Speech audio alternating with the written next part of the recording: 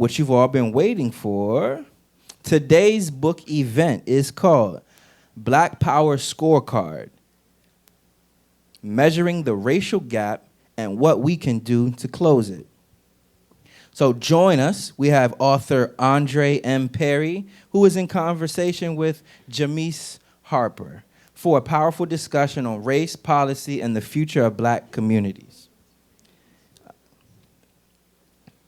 So, let us read a little bit about, let me give a brief bio about the author.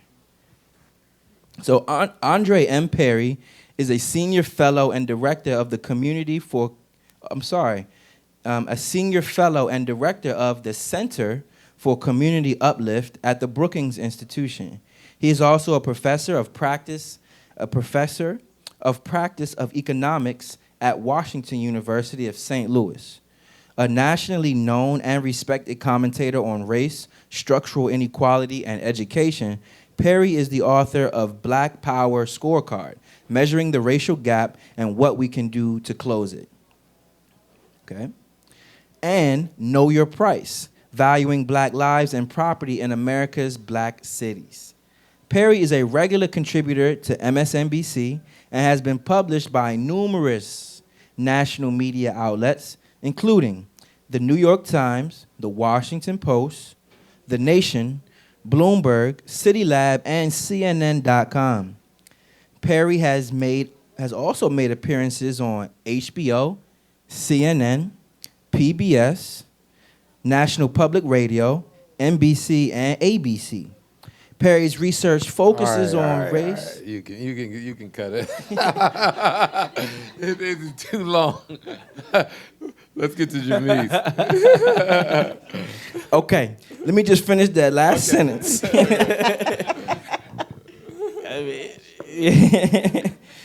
You can finish the rest of the bio on sankofa.com. There you go. Yeah. All right. But Perry's research does focus on race and structural inequality, education, and economic inclusion. So without further ado, I would like to introduce you to Andre Perry and Jamise Harper. Thank you very much. Thank you. Hello there, Andre. Hello, Jamise. How are you? I'm well. How are you doing? I'm doing well. This is long overdue. It's very much overdue. Yeah. And I would love for you to just introduce yourself because we met each other, and I did not know the power that you hold in the literary world. So just share a little bit about yourself. Well, my name is Jamise Harper, and I am the founder of a book community called Diverse Spines. We focus on diverse literature by Black women and women of color. And I also am the founder of Spines and Vines, where I pair books and wine on social media, focusing on, of course, Black women and women of color. I'm a published author. The book is Bibliophile Diverse Spines, which published in 2022, and it's a resource guide for people that want to read more diversely. The book is broken down by genre. It's an illustrated book. And that's me. Very good. Now, what wine would you pair with my book? That's the question. Oh, Andre. So I'll have a post that's coming out with the wine. Oh, there we go. Very good. So I'm not going to tell, but I will tell you that it is a red wine. A red wine. Bold, powerful red wine. Ooh, I love it. Yes. And it's a Black-owned wine. Black-owned wine. Yes, for sure. So that's coming. So, but this night is about you and your amazing book, very informative, Black Power Scorecard. So my first question to you, we're going to talk a little bit about inspiration. Yeah. Okay? So it's a combo because your background spans education, economics, and urban development. So what personal experiences shaped your decision to define power, not only in the civil rights realm, but as economic ownership and opportunity? Yeah, so there's a couple of responses to that. For those who don't know my history, as the story was told to me, before I was born, there was a deal made between my maternal grandmother and the woman who raised me. I call her mom. Her name was Elsie Boyd.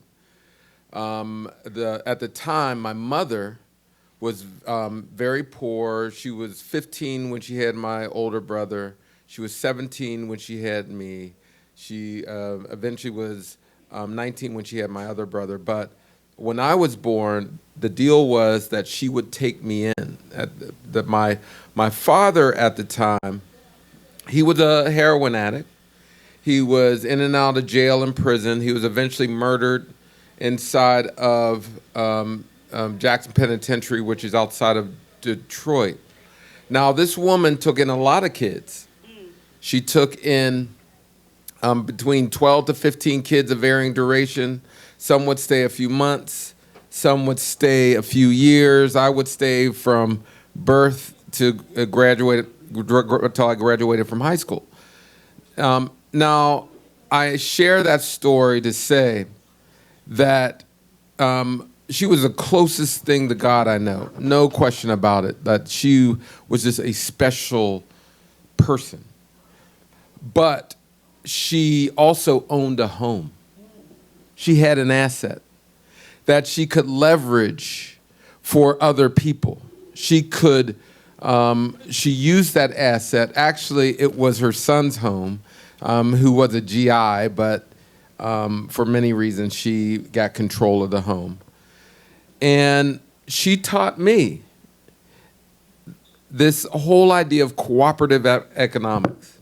She also just told me the power of ownership. When you own an asset, you can actually help a community. When you don't own assets, it's much harder. So when people say, oh, how did you overcome? I'm like, lots of people can overcome when they have an asset. And so I did what a lot of kids did. I went on to college, and when I was there, all I heard was, get an education and get an education. And so I did. Went to a school called Allegheny College, eventually got my PhD at the University of Maryland College Park, studying immigrant educational rights, which is very different. I helped develop the DREAM Act. That was my research base, and I thought I was going to be an immigrant and work at an immigration think tank. But something happened in 2001 when I was at University of Maryland College Park, 9/11. And at that point, I knew immigration was not going to be the way to go. So eventually, I finished my PhD, got my professor gig at the University of New Orleans. Something happened when I was in New Orleans, Hurricane Katrina, almost 20 years ago. We're a little bit away from the 20th anniversary. Now, there I worked on ed reform, only because I had a lot of background in education, but it was more on the policy side. But someone said, someone from the business community said this over and over again. He kept saying, if we could only fix the schools, everything will be all right. And I was like, that doesn't make much sense, because kids don't live in schools, they live in communities. Right? They live, and that's when I started looking at school budgets and how schools are funded by measuring the value of homes. So most people know me through my research on housing evaluation. So all those studies on home appraisals and home values, that's all my research. And from there, I just started talking about all the other economic aspects of our lives. So it's certainly I talk about wealth and inequality, and you'll hear a lot about that. Mm-hmm. But let's be absolutely clear. My power comes from this expanded notion of family. I have brothers and sisters who aren't related to me, but I am responsible for. I also understand that it is our responsibility. If you have an asset, it is our responsibility to use that asset to lift up your brothers and sisters. So that's where my power comes from. Good. That's a very, very good answer. You talk a little bit about, because you're talking about the research, talk a little bit about what research you did for this book, and why did you feel that now was the time for this to come out? Yeah, I started writing the book in 2020. Well, the idea came from the protest, and there was a phrase that we all are familiar with: Black Lives Matter. Mm-hmm. Now, many people, there was a lot of controversy around that phrase. Some people wanted to say all lives matter, Black Lives Matter too, whatever. I saw a research question. And I saw the research question, what are the most important factors on life expectancy?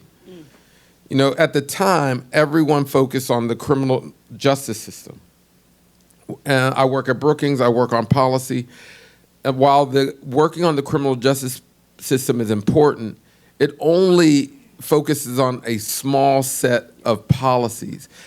And it's mostly focused on what harms us, not what enables us to thrive.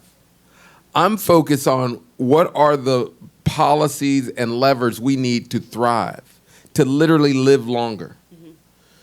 So we went about collecting as many variables and databases as possible. We can do that through this machine learning algorithm called lasso regression. It's a regression software.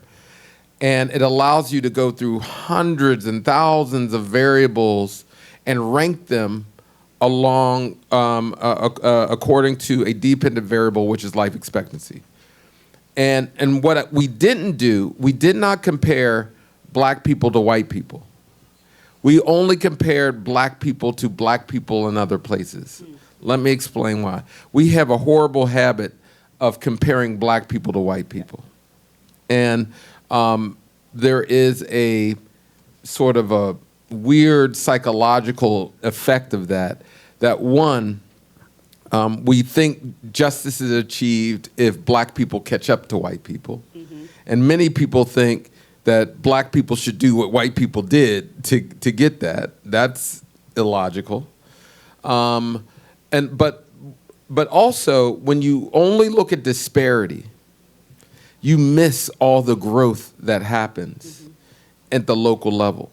So I talk about disparities, yes. I'm more interested in examining the people and the places who are making us have better lives. Mm-hmm. When we only focus on the disparity, we miss all the people who actually are adding value to your life. We never get to meet the Chris Coes of the world.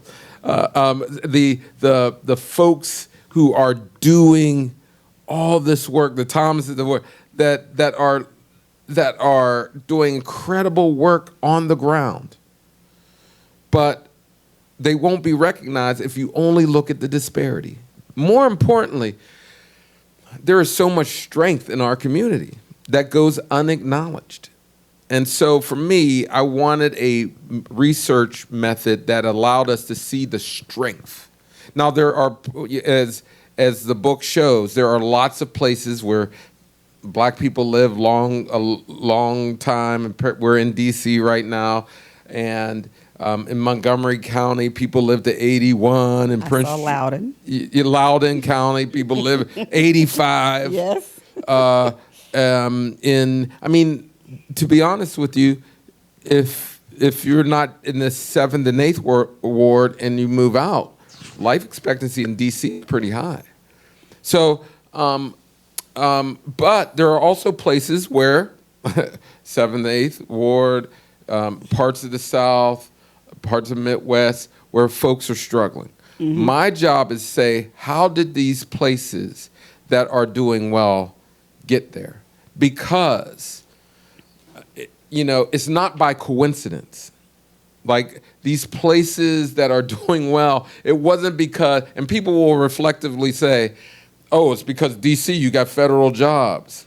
There are lots of places with federal centers, either military bases, USDA. There are lots of places, maybe not at the size, but there are federal, state, and local anchors in many places that aren't leveraging them, and there's a reason why. And likewise, there are programs and initiatives at the local level that started at the municipal level that we need to acknowledge.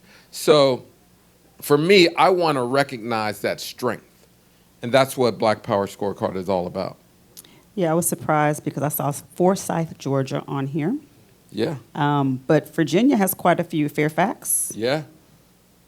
like I said, Loudoun, and Prince William County. Yeah. Like, you know, and there's actually, if you dig in the data, and actually you can go to Black Progress Index. There's an index that we created, my colleague Jonathan Rothwell and I created, and you can go to every place and look at the indicators that predict for life expectancy. And people will be surprised at how many places people are doing well. But what also surprised me is that when you look at a place, you can see what we predict and what the actual is. So it's like saying if we predict it's going to be 75 degrees outside and it turns out to be 80, then, oh, something positive is happening. Because either something's wrong with the model, and nothing's ever wrong with my models, or something's happening in the local environment. And so I love seeing those places that you predict, oh, life expectancy is only going to be 74, but it turns out to be 76. Something positive. And those are the kind of things we need to look for. If we only look at the negative, we discount the local action that is happening on the ground. I'm going to come back to another question I have about the everyday family and power. Oh, but yeah. I want to come to something we were talking about beforehand, because I think power can mean different things to different people. Yeah. And Black culture, yep, our culture drives music, fashion, sports, media around the world, right? And so how does the culture translate or not translate into real economic or political power? You know, there are a number of factors that are cultural in nature that did not appear in the index. Now, that doesn't necessarily mean they're not important, right? No question. What I generally look at are these economic structures. Because I'll be absolutely clear. I know this from living in New Orleans, arguably the cauldron of culture for the United States in many ways. If you don't have home ownership, you can have all the food, music, art in the world. You can be happy and only live to 60, right? I don't want to, and this is and it's somewhat controversial when I say this, but Black power is not turning the Little Mermaid black. It is not how many Grammys Beyonce wins, and I mentioned that. It's not, I said this earlier, swag surfing on the White House lawn. Right. These things are not liberating in a real sense. Now, they are there to help us cope, to help us make meaning, to allow us to celebrate or to grieve. No question. My job, though, is to make people live longer. And I wrote this book not because I don't want people to move away from, because in my last book, I really talked about art and culture being used as a tool to mobilize and organize. And I'm a big fan of that. But what are we organizing and mobilizing for? Right? That's what, and it better be, it better be business ownership, home ownership, wages, clean environments. I mean, I don't want to skirt over that because many of us live in dirty environments. Then you have family. I do not shy away from conversations on family. I do not shy away from conversations on safety. These are some very basic things. And what I wanted to do with this book is to have us prioritize. You know, because we do need to fight for some very basic things. There are people who can't get from one part of the city to the other, who can't afford to work and live in the same place, whose housing is so unstable that they're literally, life is falling apart. You know, I grew up on hip hop culture. Let me be clear, and we all get in these conversations. It always come down to hip hop and all this other stuff. People yelling and screaming, and I'm always like, look, hip hop is not going to be our savior. Mm-hmm. We have people know more hip hop than interest rates. My thing is, our art should inform and carry and be helpful in our struggle. And I think of some of my favorite artisans, Harry Belafonte. And entertained. I was included Muhammad Ali. I named my son after Paul Robeson. Mm-hmm. His name is Robeson because I grew up idolizing Paul Robeson. I thought he was like the ultimate human being. He was an artist, an excellent artist, an activist, a lawyer. Like he was just a true Renaissance man. That's who I've tried to fashion myself over. So art was important, but he fought for the rights of everyday people. I mean, and so for me, I don't want to downplay the role culture plays in our life, but I'm trying to get people into a house. You led right into my next question. So we're talking about the everyday people, and given, there's been so many systematic structures that have prevented people from home ownership or just even moving into, better areas. So if they pick up your book and they're reading and, how do they get to that part of home ownership? Because not only some people don't have the means to do so, but there's also power structures that are built that prevent them from doing that. Yeah, one of the chapters in the book, I talk about Navy Federal Credit Union, maybe a year and a half ago, large instances of discrimination where they were not giving loans with people with similar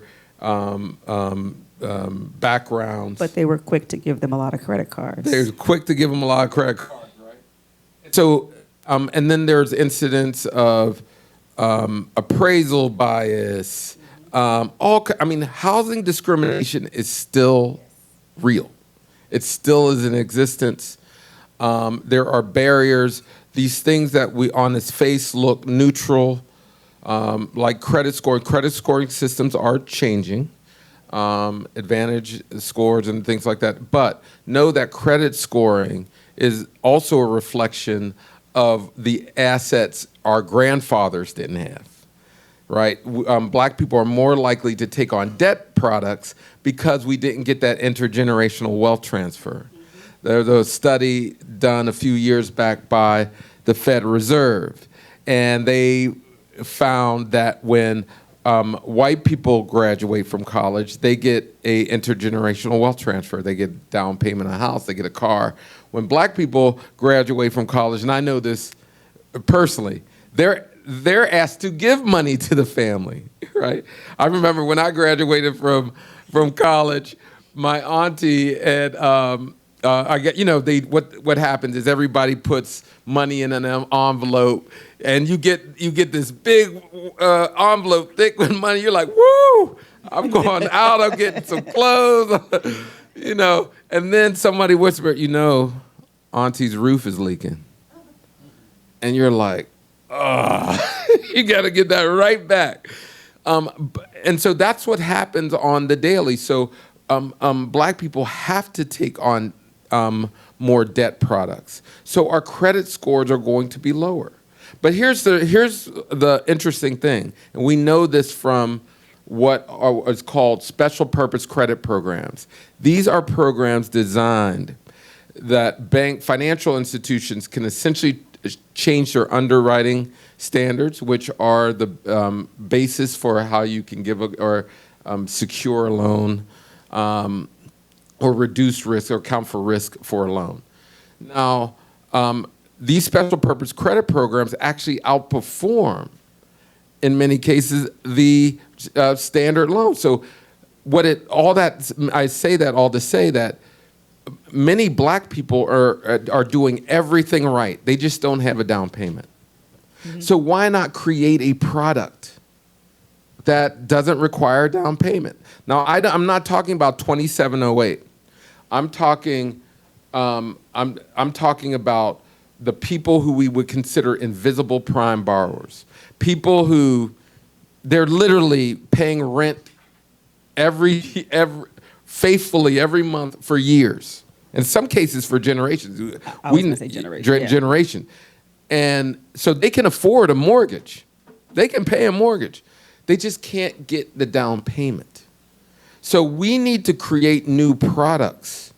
So in the book, I identify real world solutions to a lot of these things because in my last book, Know Your Price, Valuing Black Lives and Property in America's Black Cities, my tagline there was, there's nothing wrong with black people that ending racism can't solve. That too often we are, this bad character is thrust upon us. And I'll be clear, there are bad black people as there are bad white people. Mm-hmm. As there are bad Latino, there are bad Asian. Like there's, God or ethics or whatever you believe in, sprinkled character pretty evenly throughout the land, right? But how we are judged we are devalued based on a lot of things. So for me, I want to recognize the good people who are doing great work day in, day out, and they just need policy to work for them the way it worked for others. And so when we're talking about policy working for them, because I'm thinking about the everyday people who are trying to get home, start a business, or even send their kids to school, right? Mm-hmm. What does power look like for them in the landscape of your scorecard? Yeah, throughout the book, you will see a lot of cooperative tactics. The reality is, because of our lower wealth profiles and because of what we're up against, we've got to learn to work together. We have to learn to work together and literally buy homes together, buy commercial real estate together. I want to talk about buying commercial real estate together. We have to learn how to spend together. We have got to emphasize the cooperative. So for the everyday person, I'll talk about commercial real estate. You can go on any commercial block. It's really only a few people that own the property. 80% of all commercial real estate is owned by 1% of families. 80%. Why that is important is that about 43% of all wealth generated from real estate comes from the commercial side. We talk about residential property all the time, home ownership. We also need to talk about commercial real estate ownership. But right now it's hard to get into that because you have to put essentially 20% down. There's more to it. So that's just hard to do. But the SEC, the Security Exchange Commission, around a few years ago, allowed for these crowdfunding platforms. For as little as $1,000, you can actually invest. You can become an equity shareholder in that property. My good friend and colleague Lanier Richardson, through Chicago Trend, is doing this all across the country. He buys these moribund strip malls, and then he goes door to door, and that's one of the stories I have in my book, goes door to door and says, hey, do you want to co-own this property. Now, but when I wrote the book, I said, hey, they're not going to get large dividends from this. They're only like a small percentage of the capital stack. But what's fascinating, when people have ownership, they protect that investment. And these places, crime goes down. Patronage of the businesses go up.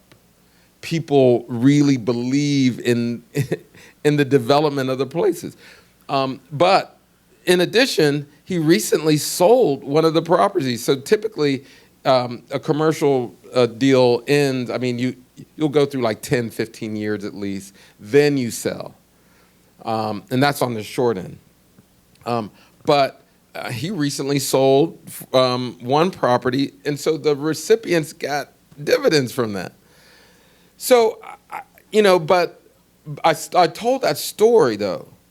But we need to figure out new ways of owning property, either community land trusts and other vehicles, other shared equity models. I mentioned some throughout the book.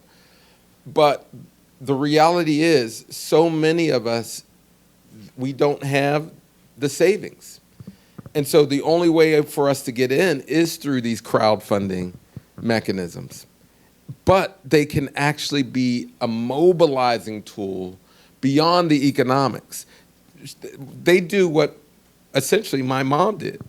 Like you get an asset and you let other people leverage it.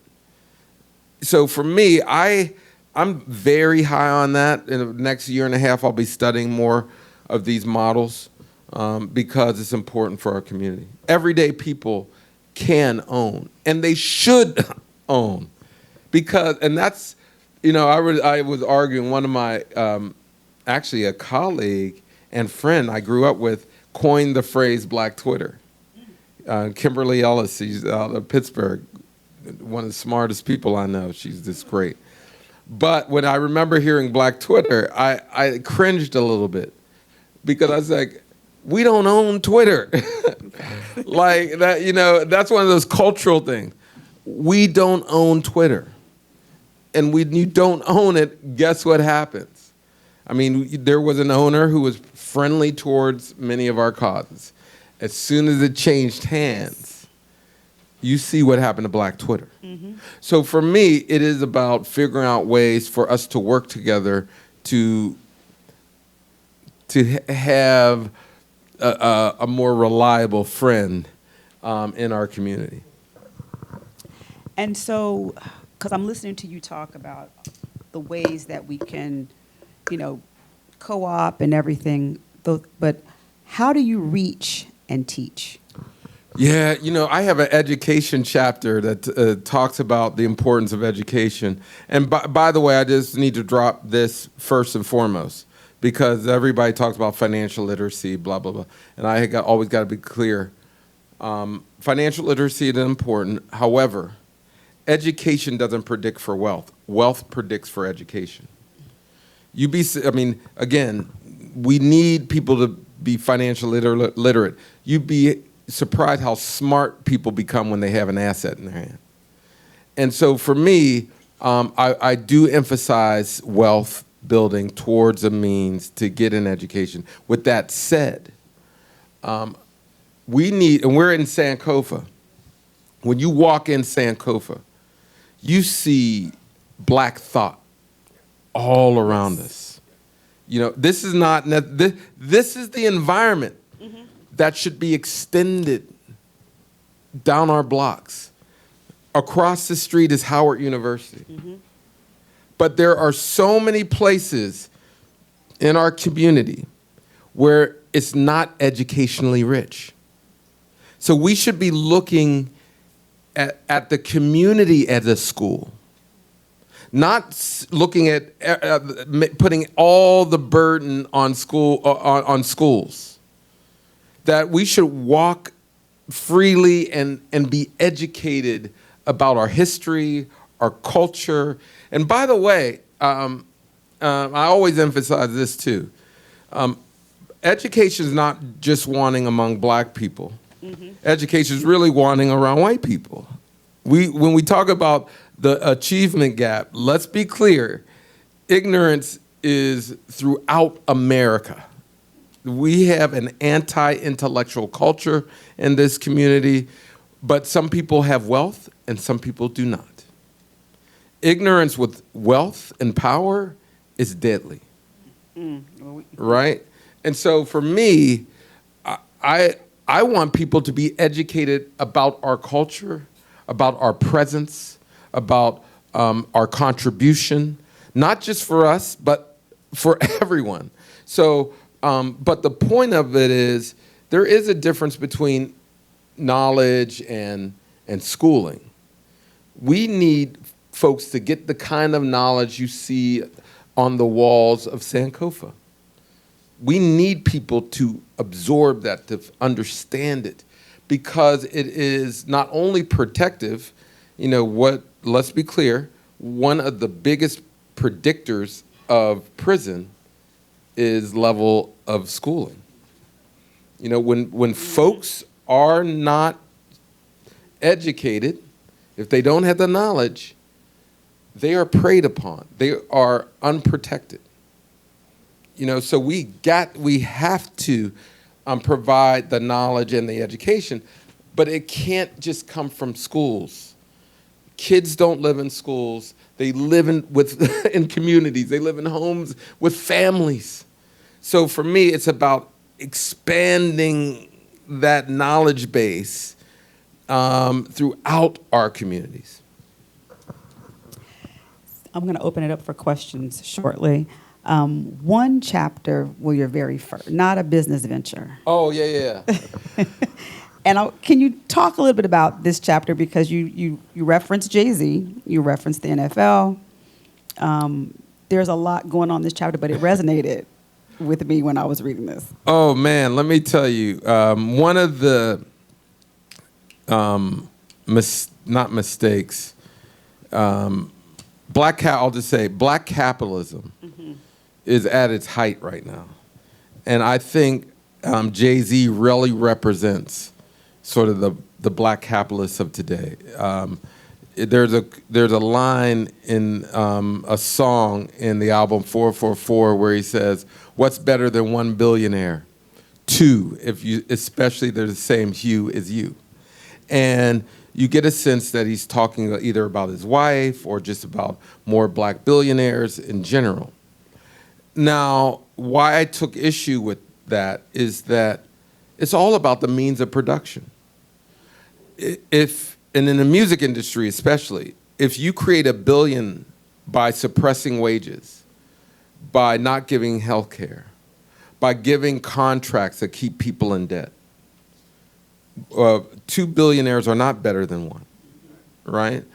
And more importantly, why I really took offense to it, as a descendant of the enslaved, we know that billions were made off of our backs, right? And so for me, we have got to consider the means of production.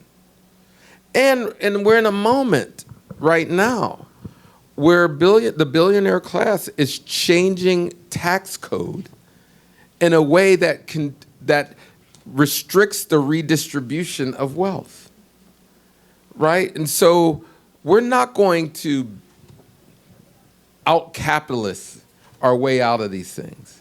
And I'll just be clear about the NFL. This would piss me off the most about Jay-Z.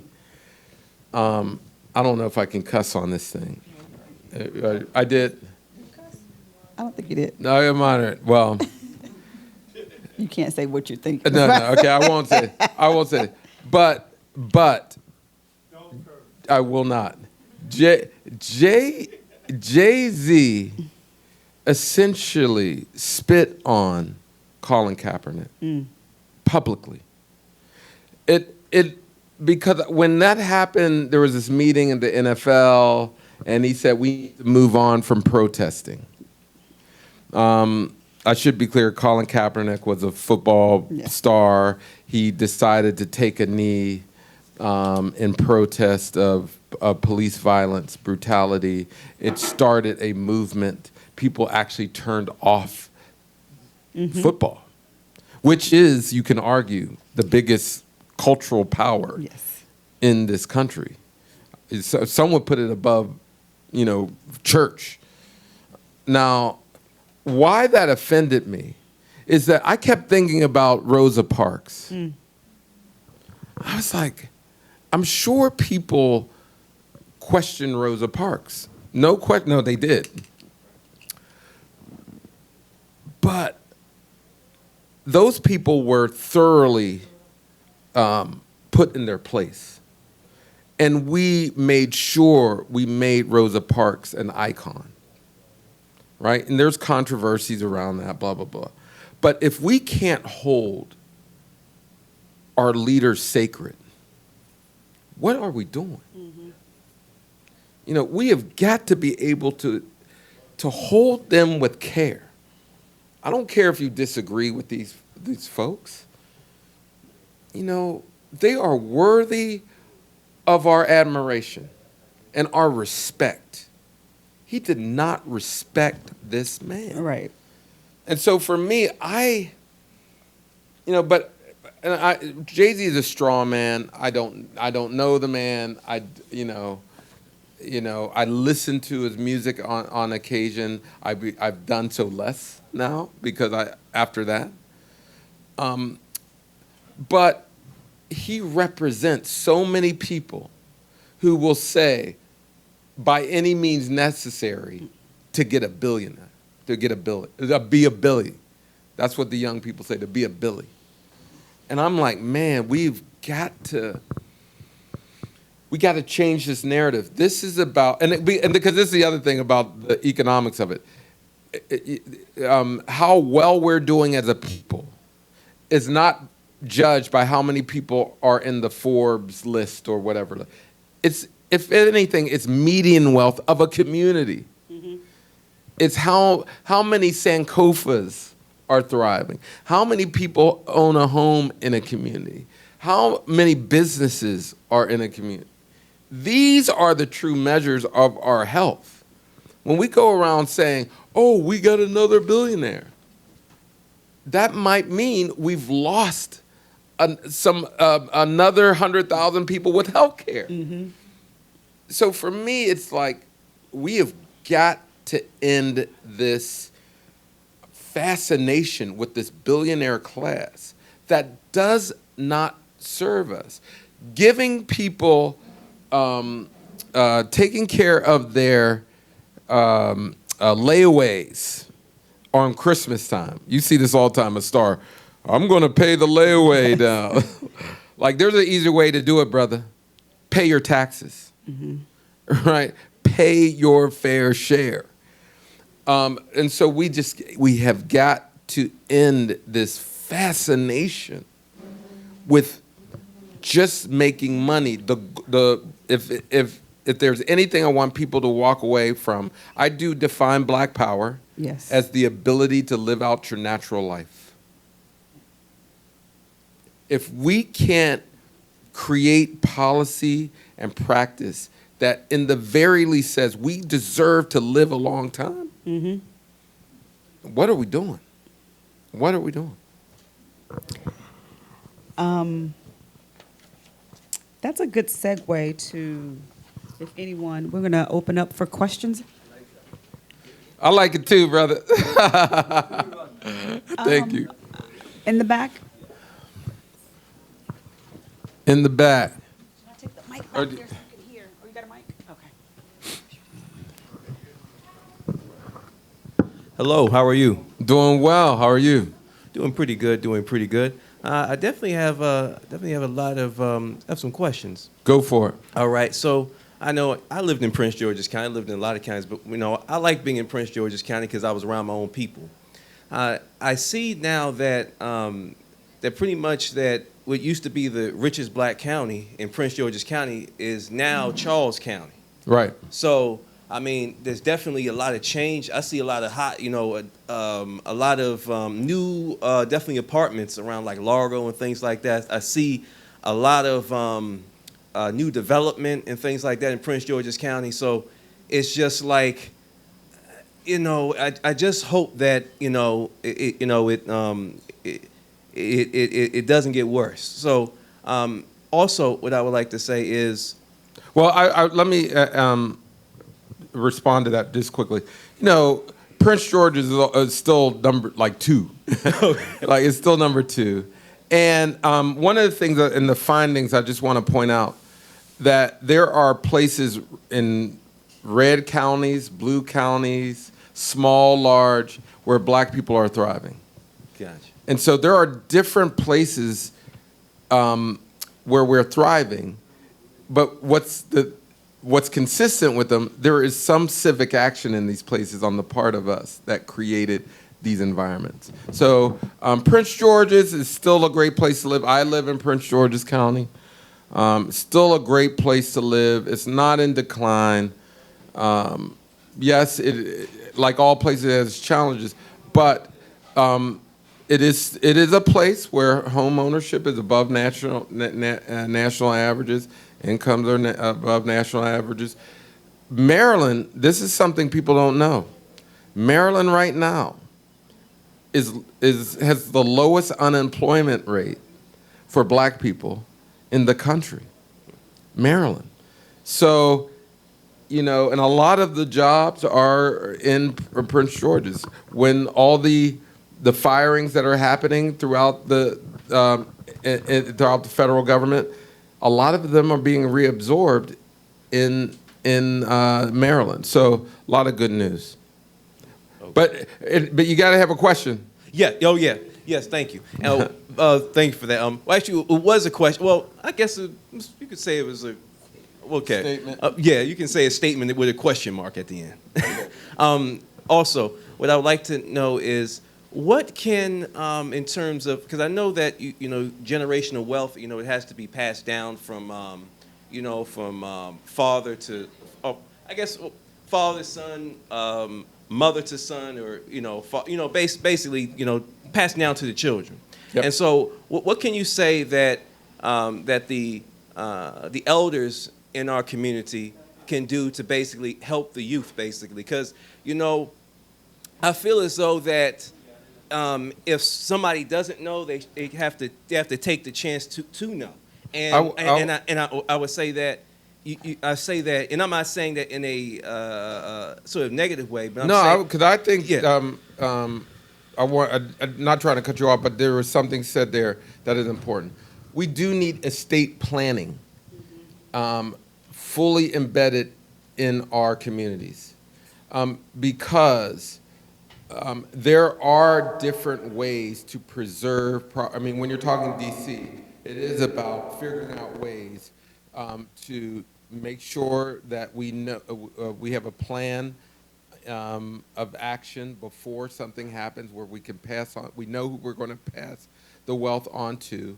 We have a plan to handle the increase in taxes, because that's generally what hurts folks.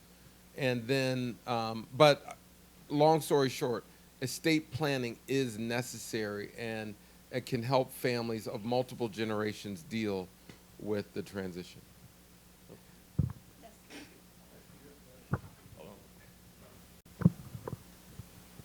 Hey, good evening.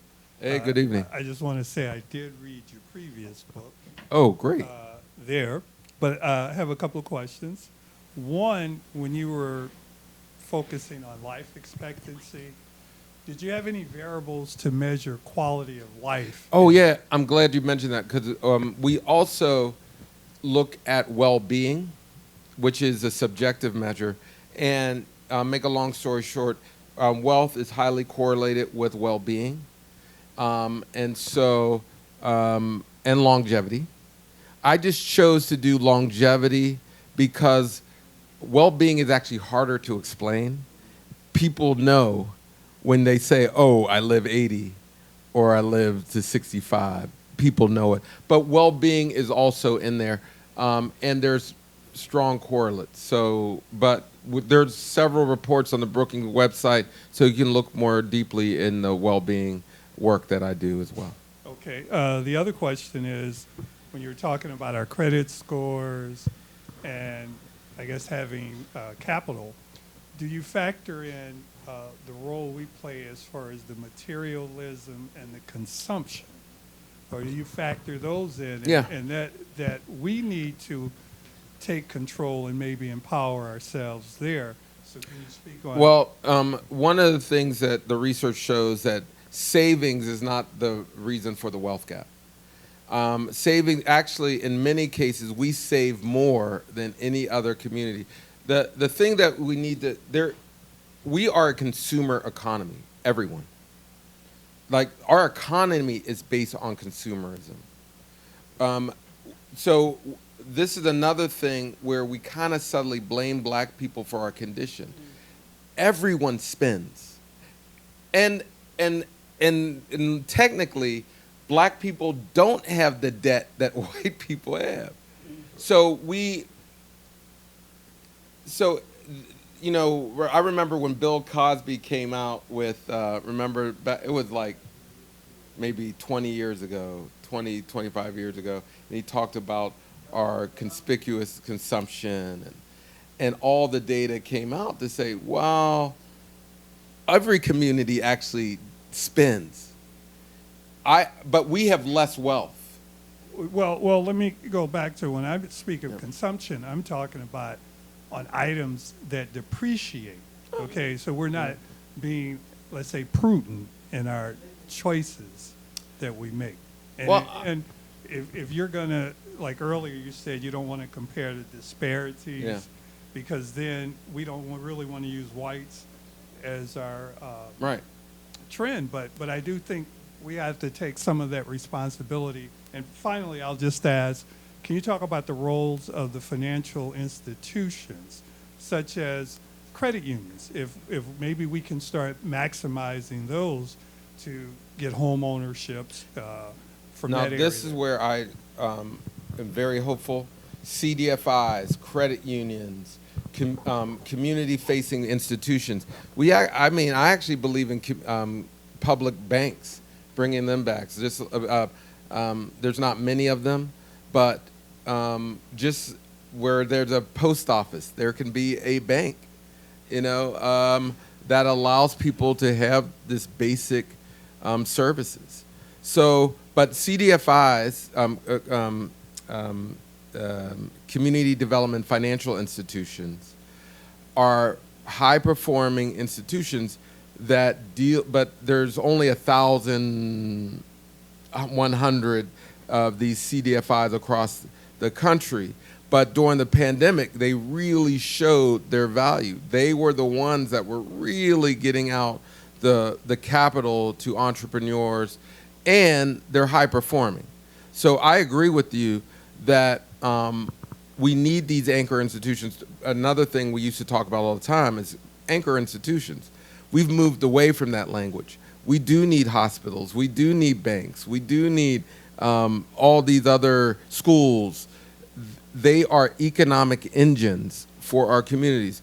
As banks move out, as churches move out, as schools close, we're losing economic hubs that really uplift communities. So we need to fight to keep these kind of anchor institutions in our communities. Yes, thank you. Congratulations on the moderation, great presentation. I would like to ask you two questions, one technical, a little bit, the other one maybe more, I don't know, maybe not philosophical, but more sociological, I guess. So the first one on the technical part, you mentioned the issue coming from down payment.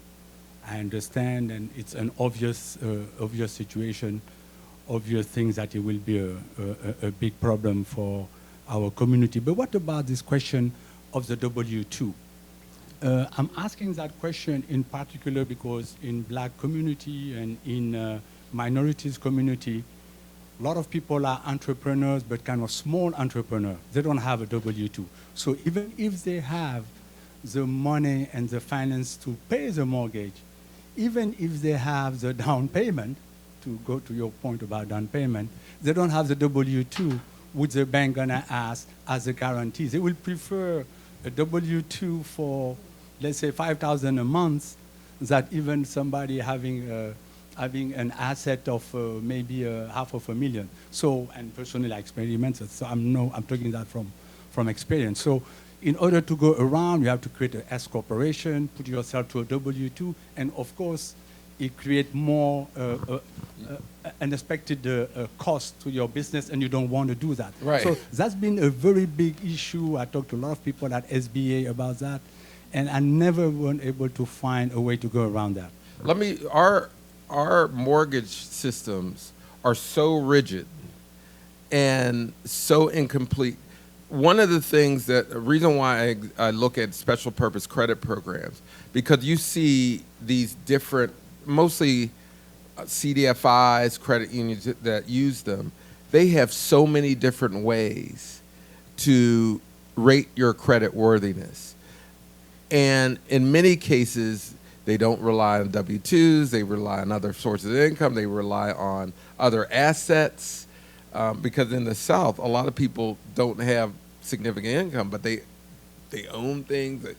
So we do need to expand the range of things that will allow you to get into some kind of mortgage vehicle. So I'm right there with you. It is very limiting, and the way that black people show up is very diverse in terms of our revenue, and so we got to figure out a product that matches the diversity of our revenue streams. So the other question, more sociological, what do you make this whole point about the collective, the necessity to act collectively? And I have to say, I come from very liberal and almost a revolutionary background, how we will call it in the old days, where everything was collective, and even the thinking, even the intellectual production was collective. Where today, for different reasons, I think the big victory of capitalism around the world, the weaker, I will say, corpus of liberal and progressive thinking in the US and around the world, and unfortunately, all of that create a situation where almost everything is individual. I have this young friend of mine, big writer. He won one of the biggest prize in literature in the French-speaking country in France. And he's the young guy, the youngest guy to ever won that prize. After that prize, it's just a Nobel Prize, I would say. And I told him, oh, maybe we will have more chance with your generation. He said, oh, please. Our generation, even on collective action, we act in a very individualistic way because of technology, because of what I do, talking about him, talking about being an author and all of that. And it's very interesting how you don't, I wonder, how do we get there with this kind of individualization? And as you even said, you just mentioned to me about even telecommuting, people getting even more individual, even in their relationship, because they don't go to work to a place where they're going to meet other people and be able to strategize collectively. So where are you on that? Yeah, very good question. I'm going to speak to you developmentally. I'm going to bring in my 14-year-old son into the picture, who is on video games. Very smart, very smart. But he stays alone. I was so happy. He snuck out to go on a date. He went on a date. And I was like, wow, go for it, young man. I want you to go out. I want you to socialize. I want you to talk to people. I want you to play. I want you to put the phone down. You know, even in some of our meetings, I've been to a few meetings where the facilitator said, everybody put their phone away. No, we've got to work together on this. I want us to go back to a space where we are in community. You know, and this is where I do believe that I think the church is going to make a comeback in a significant way in this moment in time. that was our meeting place. I mean, it was literally our meeting place, places of worship. And many communities still have that as the center. We have got to reintroduce it to people. And even that is individualistic now, because people often go to church for their personal salvation, right? Not for the collective well-being of people. And so I do think that our churches, our faith-based institutions, our libraries, our museums, our bookstores, these are going to be our places of revolution. But just like my son, you almost have to be like forced into these, like break out of the selfie culture. Break it. You know, I'm fortunate to have some friends here. You know, it doesn't get past me that every once in a while we just go out, let loose, have fun. And it's going to be in those moments when we are called upon to fight. We will have the bonds that create the courage to do so. Right? So for me, we need to get out. We need to touch. We need to love. We need to hang out. We need to do all these different things. Because now we're in a moment where we have to trust one another and do something bold. So, but you are absolutely right. Everything is individualistic. We'll take 5 cars for 4 people for whatever. like you know, it's crazy.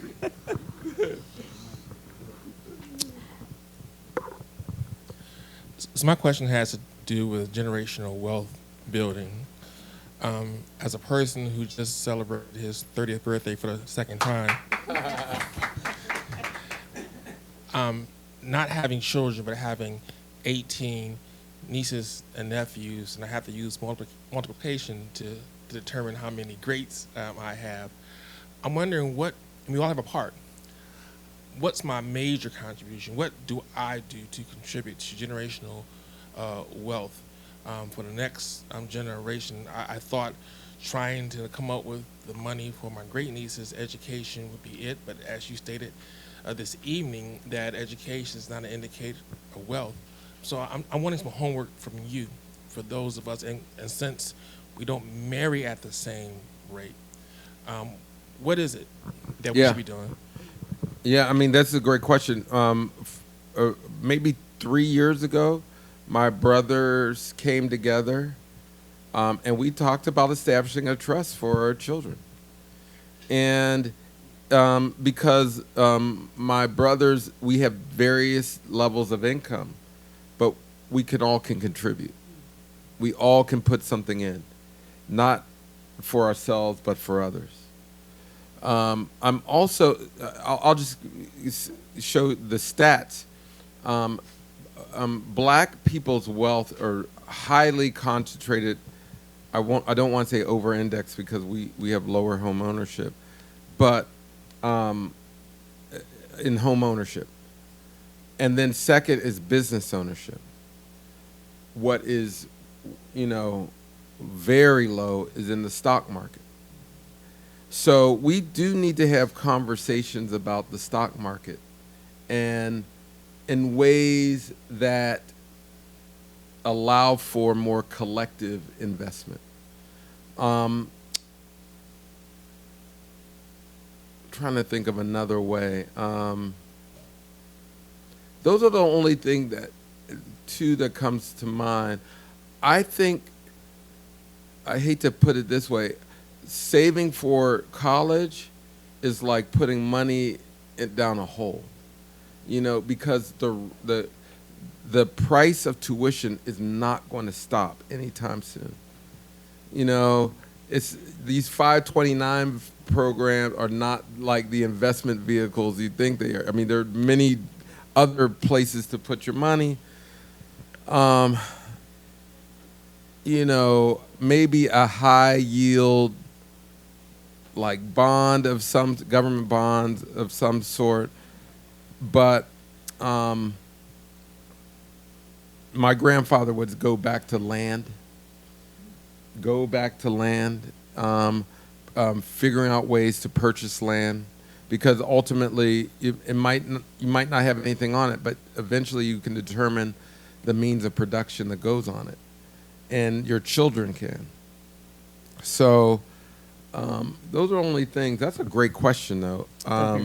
But one of the other things is talk to an estate planner, because every time I talk to one, it's like, wow, I did not know that. Okay. One more question in the back. Oh, right here in the front. Oh, back, and then you'll be the last one, Christopher.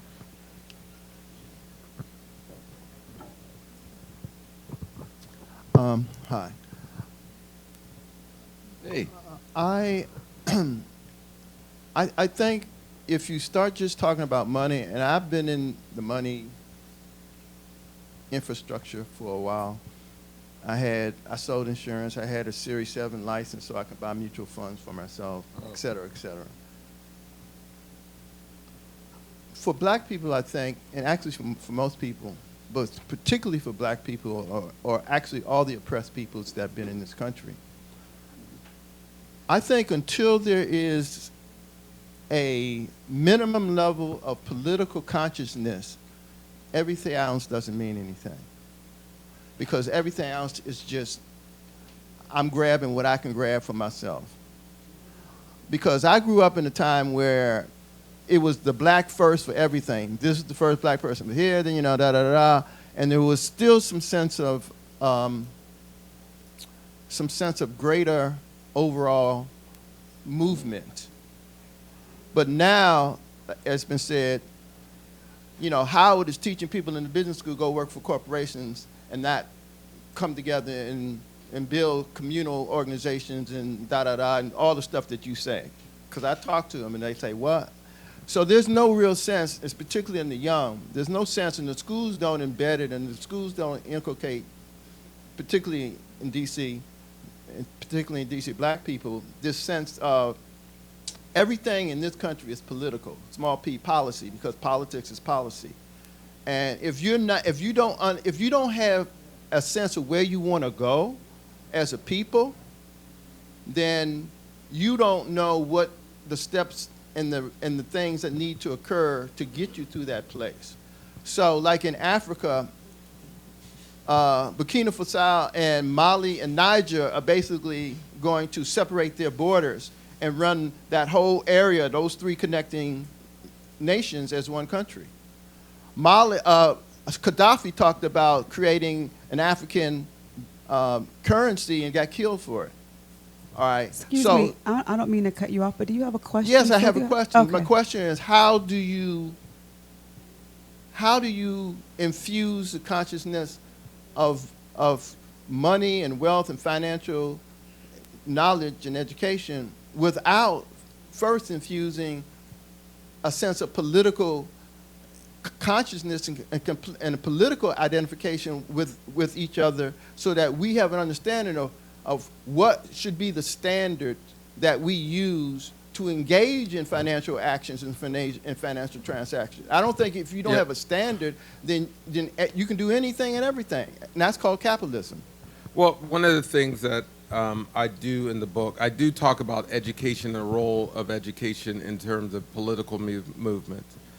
Now, I will say this, is that most of black political thought has really informed how we move as a people. Like, we don't have civil rights era without a sense of political awareness.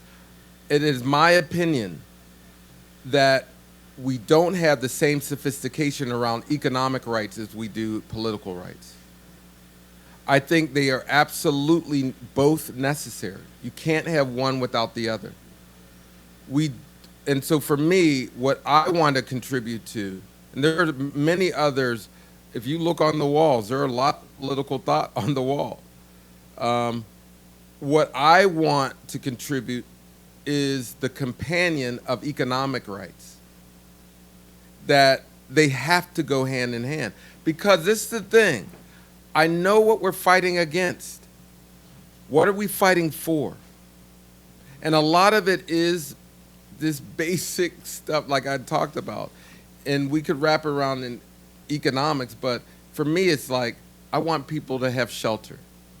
I want people to have the ability to pass on something to their children. I want people to have safety. But economic, political rights, it's hand in glove. And we don't necessarily have to separate them or put them, have them compete in order to get ahead.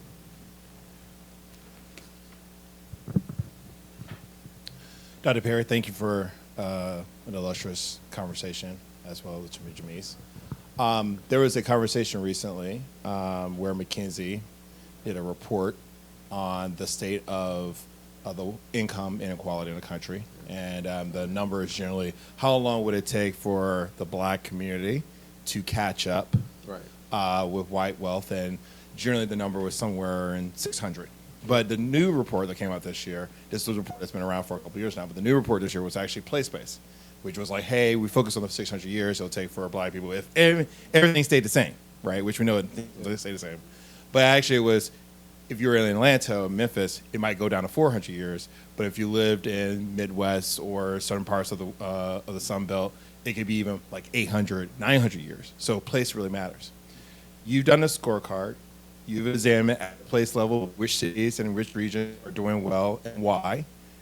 There's a old adage from Dr. Martin Luther King. It was like, how long must we wait? Right. So from your analysis, if we adopted all of the quote unquote policies of the communities that you research, what was the average time for you to see, and then extrapolate that to how long must we wait if we did everything here? Because I think the other piece here is like you have a scorecard of what could potentially, it's 25 years, 35 years, or 600 years. It's also a roadmap for the opposition to say this is what we need to do to stop. Right. So if you can speak to that, those issues. Yeah, I look at it this way, that it's not how long we should wait to live a long life. We can actually create policies and deliver goods and services so that people can live well into their 80s. Closing the gap and getting the things we need are two different things. And that's why I don't talk about closing the wealth gap. That's going to take some generations. But giving people what they need to thrive, that can happen within very quickly. I mean, child tax credit changes, retirement changes, home ownership program. I mean, these things can happen overnight. My reason why I focus a lot on housing, because I'm an education person. The reason why I focus on housing, it is amazing to see what happens to a person's life when they start to own a home. I started looking at outcomes of Habitat for Humanity. Now, they don't have the wealth growth, the homes of Habitat. They don't have the wealth growth as other homes. But every other outcome goes up. And so people will question that because you'll say, oh, you're you're letting folks off the hook. You got to talk about closing the wealth gap, and I do. But I don't feel that we should wait to get the things that we need to thrive today.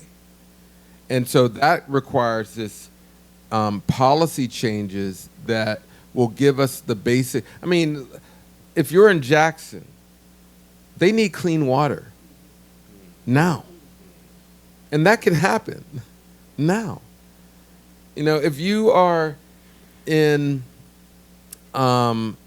D.C., if you're in D.C., like, we can figure out ways to convert some of this property in ways that we can own, live, and commercialize it. We can do that. It's going to take significant organizing, significant mobilizing, and legislation. And I'll close on this, is that, because you mentioned the local level, that redlining, people don't understand this, redlining did not start at the federal level. It started in Baltimore. It was eventually codified and resourced at the federal level, but it started in Baltimore. We can do things here locally that eventually can be codified and resourced at another level. Redlining throttled black wealth, but enabled an entire other population to get generational wealth within, like, almost immediately. So for me, I'm not going to wait to close the gap. I'm going to demand what we deserve now. And I will always work on the gap, but we don't have to wait for that. Yeah. Other question. Yes. In terms of, you talked about Man, generation. I thought I closed out. I thought I was beautiful, man. We're going to You close close? out now Okay. because thank you, Dr. Perry, for a wonderful conversation. Please give a round for Jamise Harper. And how can they get in contact with you? People got to know where you are. You can get in contact with me on Instagram. It's Spines Vine. So think of a book spine and a wine is vine. So that's how you can get in touch with me. How can they get in touch with you? Andre Perry EDU on all social media platforms. But you just give me a holler. I'm pretty accessible. And so what I want you all to do, the books are in the back for purchase, and Andre's going to come and sign the books that you have purchased. Thank you for joining us tonight.